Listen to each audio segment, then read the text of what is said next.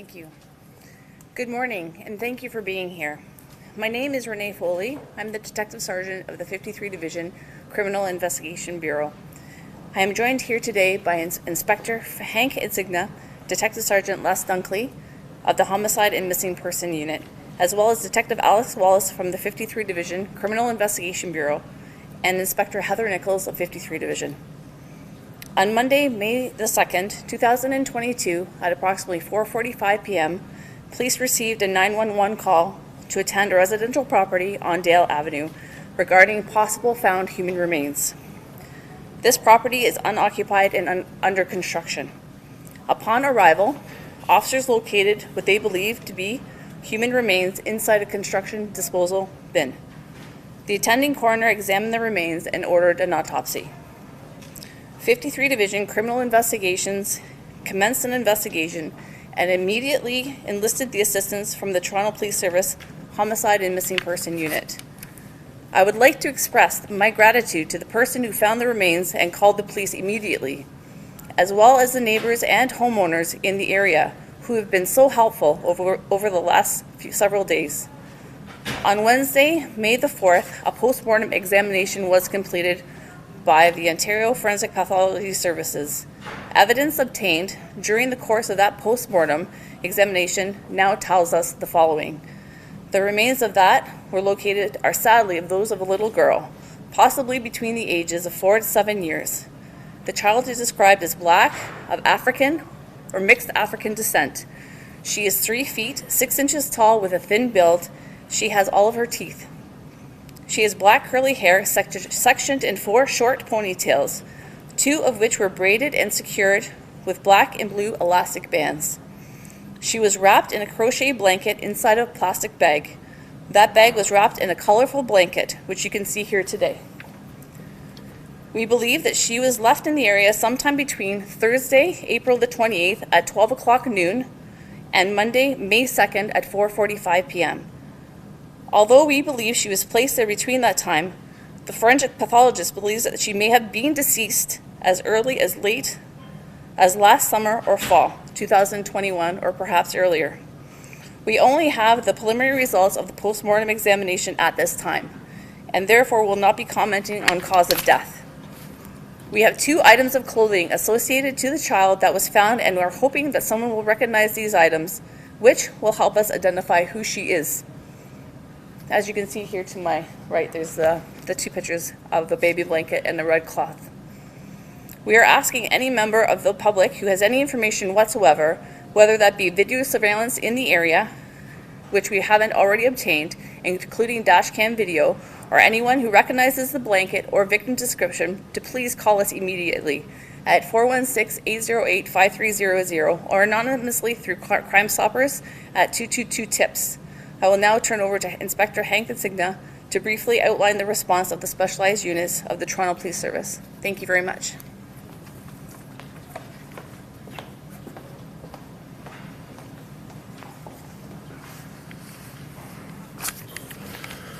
Good morning, and thank you for being here. Thank you to Detective Sergeant Foley for providing the background to this investigation. The Toronto Police Service Investigative Response Plan follows a very specific flow. A suspicious death investigation is initially responded to by the divisional criminal investigators. On Monday, when this little girl was found, 53 Division responded immediately with the coroner's office. The Homicide and Missing Persons Unit were immediately notified and also attended the scene. The Missing Persons Unit are specialized investigators whose mandate includes the identification of unidentified human remains. They are working closely right now with the Homicide Investigative Response Team to assist 53 Division. They have access to databases which encompass outstanding missing children from across the country. We expect further results from forensic pathology services in the coming weeks. We are investigating this death at its highest level, just like a homicide investigation, and we have the investigative assets in place to deal with wherever the evidence takes us. 53 Division, the Homicide and Missing Persons Unit, as well as investigators from the Child and Youth Advocacy Center are all involved. Our first priority now is to establish the identity of this little girl. The investigators will leave no stone unturned, and I reiterate what Detective Sergeant Foley has said. If anyone has any information whatsoever, please call us immediately. We will take any questions. Inspector, why isn't this a homicide? Well, make no mistake, Steve. Homicide is actively involved in this investigation at every second. And the investigative mindset, as you know, is kids don't just die. Sadly, this is what we're dealing with right now. We've got multiple units involved in a homicide investigative response team, as well as the missing persons unit with 53 Division, with the CYAC, and the best investigators in the Toronto Police Service are working this case with everything that they've got. So we will identify this little girl, and we will be doing all the work that we can for her. Is it safe to say you will be, as a homicide squad, you will monitor this investigation? More than monitor, we're all over it. We have 6 investigative call teams, as you know, who work cases on a rotating basis. And normally with a suspicious death, you're right, they would monitor it, but this call team is right off the call rotation, and they are directly involved in this investigation with 53 Division. So there's not going to be one piece of information or one piece of evidence that 53 Division is going to have that we're not going to have, so, and vice versa. Are there any similar missing children cases in Toronto right now that kind of meet these timelines or the age of the child here? I can tell you so yesterday during the post-mortem is when we got the first general idea of the size of this child and the approximate age. And we've looked at some outstanding missing persons occurrences. There are a couple which come close, but none that strike us right now as definitely being the one. So that's still a work in progress. It's still fairly new information. We literally got that information about 6 o'clock last night and have been digging through it since then. So Detective Shona Patterson is here from our missing persons unit, and if you want any further information on how that process goes with that database across the country, she'd be happy to answer any questions about that. Inspector, the detective said that it's possible that this person may have been deceased for a year, maybe more.